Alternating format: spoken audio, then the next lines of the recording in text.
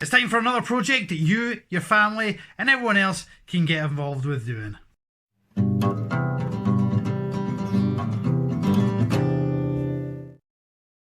Hello everybody, of course I am the Invertabarian. Thank you ever so much for coming back to watch the channel. If you're new here, please of course remember to subscribe.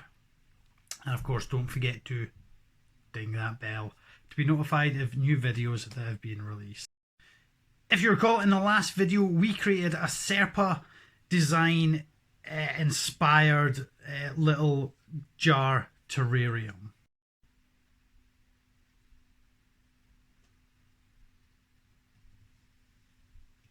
Recently we've been watching Frame Nature and Life in Jars.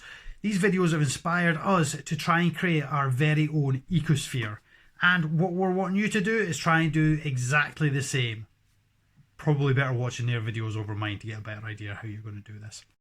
And again, very similar, what we'd love to see is your version posted up on the Invertabarian Facebook page.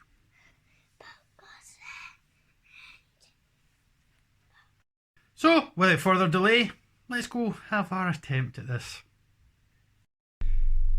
The first thing we were going to need for this project was some kind of container.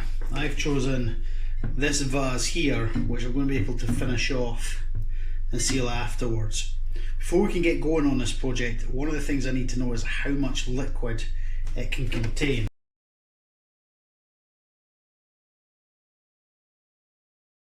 Now we know it can hold 2 full jugs of water. We can crack on with the project. So for this build we will be collecting materials from further along the side of this river, because from what I've read, still water produces a slightly better result than running water, like of using the main river just behind us. So we're going to go slightly further ahead and start collecting materials, which is apparently funny. First thing we're going to be getting here is substrate, which at the moment is predominantly leaves, but that's fine because that's what's here. So I'll try and dig down through the leaves and get some actual dirt. So now we're starting to get down to the mud. This is the stuff we want, and I'll tell you something, that water is bloody freezing. Now we've got our substrate sorted, we need our water. So for this, we're just going to fill our 2 jugs. There's one.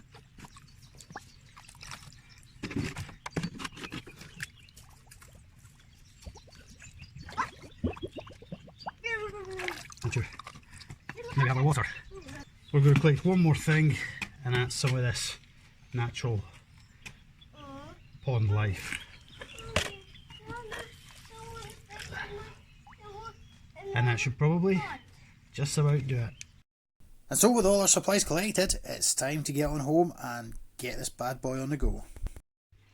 And so we're back, it's time to get our ecosphere underway. So the first thing we're going to be putting in is our substrate, our base layer, the dirt we collected from our source. So we want all of that in there. It doesn't have to be perfect, but slop and it goes. And this will all settle down. Now I did get more, but I'm not entirely sure. I'm going to need more, judging by how much that's filled up the bottom there. You know what? It's here.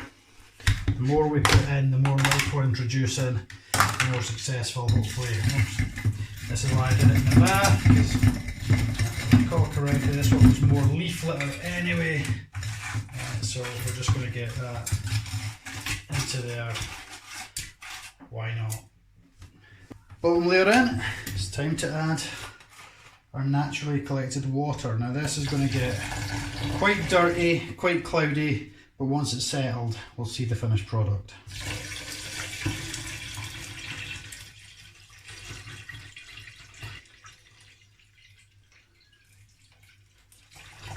And this is all being collected from exactly the same place. So we're not taking away anything, we're not introducing anything, we are merely using what was already there.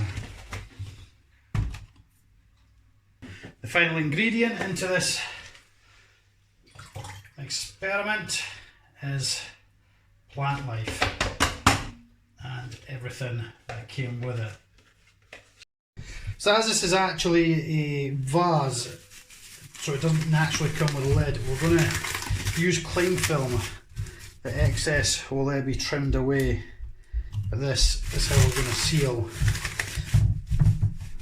this jar. We're going to use an old hair bobble, wrap that over there, and that is this jar sealed up. Now we need to finish it off so it doesn't look quite so cling filmy. So ideally right now what I would love to do is a time lapse of this settling down, but I've got to take somebody out for a picnic apparently. A small walk later and we're at our picnic spot. I can't show you the water settling, but what I can give you is some beautiful, tranquil, peaceful, flowing river. La la la la la la la la la la, peaceful flowing river. La la la la la la la la la.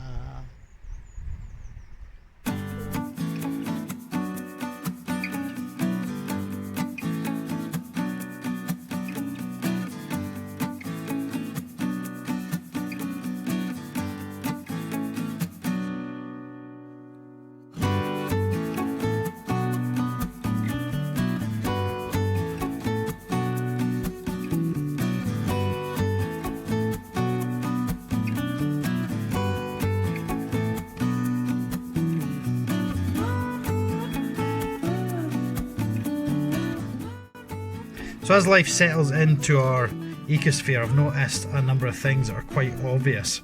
First of all, the snails that are living in amongst all this lush greenery. Another thing I've noticed swimming about quite a lot is what would appear to be some kind of leech. Now this could well be the type that feed on leaf litter and decaying mulch, because to the best of my knowledge they're not all bloodsuckers, contrary to popular belief. And down on the side this morning I happened to notice this one here, which I also believe could just be a young leech. Obviously if anybody can accurately identify any of the life forms we spot inside the jar, it would be absolutely awesome for them to pop that in the comments down below. As time goes on, as this project grows, hopefully we will be able to accurately identify just exactly what we have living in here, and to think all this abundance of life exists right on my doorstep, right in our river systems and waterways. So I'm really pleased so far with what's happening within our miniature ecosphere. Of course, I'd like to say a huge thank you once again to Frame Nature. Go and check out the channel. It's just absolutely awesome, and loads of really interesting ideas there. And again, Life in Jars also is another great channel. So Frame Nature, Life in Jars, go and watch them, check them out. Really awesome. Really inspired me to do this by watching their videos. Hopefully as this evolves over time, we'll be able to do more videos, look at what's living inside the jar, begin to identify them, and hopefully this jar will last more than just a week or two. I'm hoping to get quite a good life out of this project. If you're inspired to do so, go and watch their channels to get an idea of the best ways to do it, probably not through somebody that's just trying this for the first time. If you do so, similar to the terrarium idea, I'd love to see pictures or videos posted to the Invertabarian Facebook page. It'd be really cool to know that I've inspired some of you to try and recreate these for yourself.